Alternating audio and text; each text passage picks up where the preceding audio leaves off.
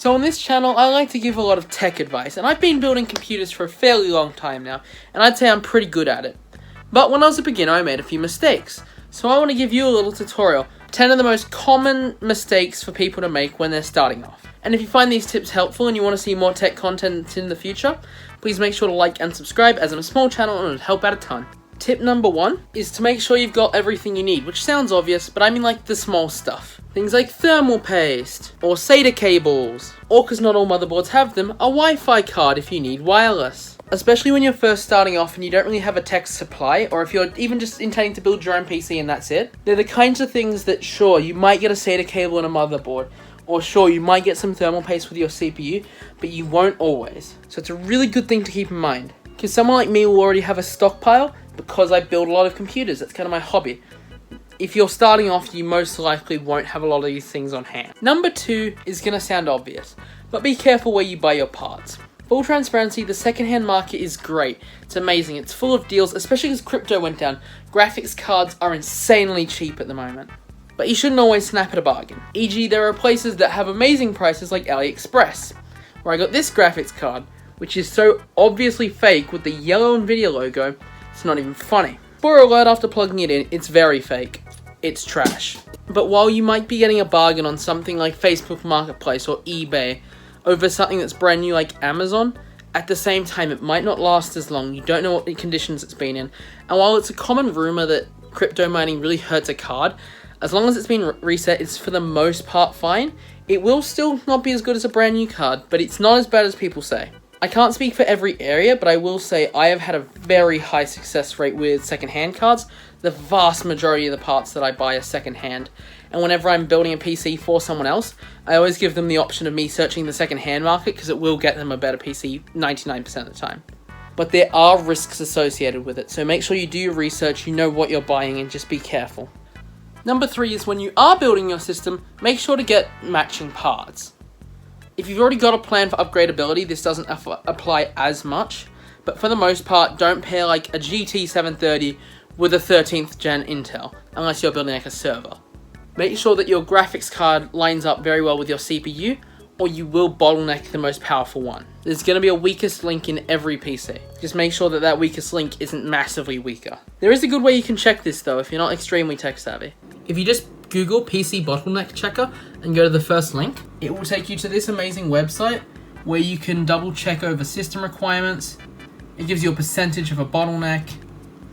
Generally 5 to 10% is the max you want it to be, unless you have plans to upgrade in the future.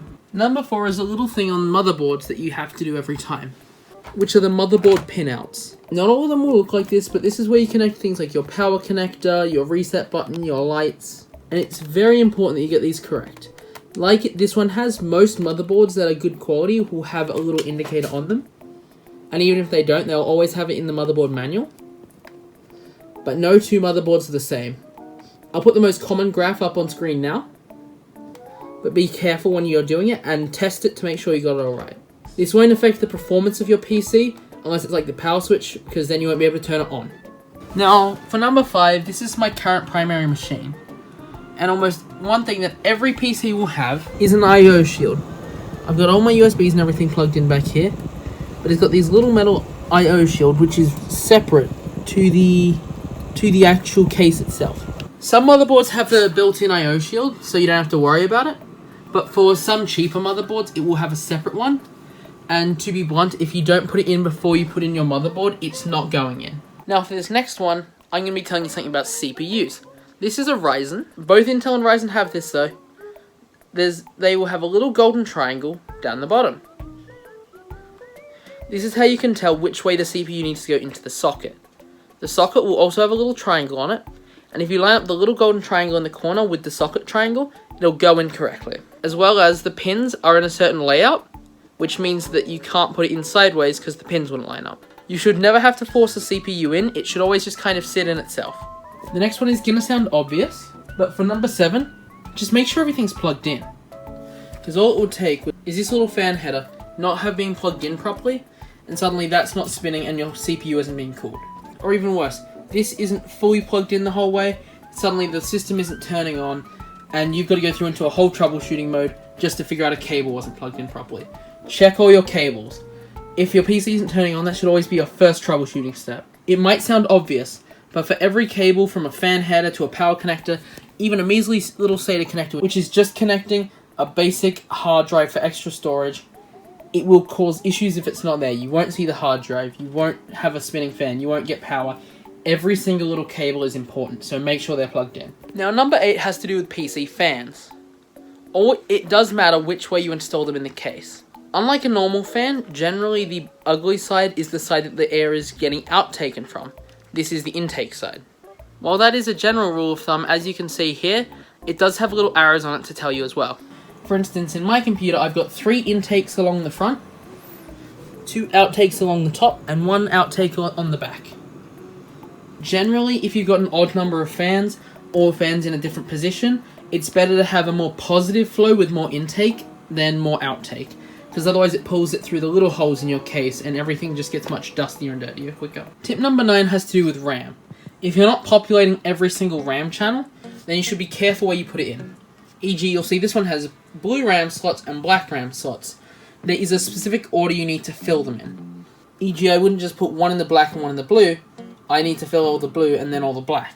It is fine if you don't populate all your RAM slots. While it would be more effective if they're all populated, it is fine if you don't. If you don't, it also has a few upsides, like you can add more later. It should have on your motherboard manual, or even on the motherboard itself, which one you need to populate first, but just be careful about it. Now, this last one is less about building it, more about the actual running of the PC. But for tip 10, I've got make sure to plug in your monitor to the right spot. While this is a HP Pavilion, it does have a CPU with internal graphics in it. You can have a motherboard with sockets like HDMI or VGA like this without having internal graphics in the PC. So obviously it won't work if you plug it into that. Normally there'd be a graphics card here. Always make sure to plug it into your graphics card if you're not using internal graphics. And that is 10 tips and tricks for beginners for building their first PC or first couple of PCs. Just little things that you wouldn't really think of on the first couple attempts. But now you don't have to, because you've got me to think of it for you. If you want to learn more about computers, here's a video that you should watch about why you don't necessarily need a very powerful graphics card. And if you're not as interested in that, here's one that YouTube recommends you from my channel. Bye-bye!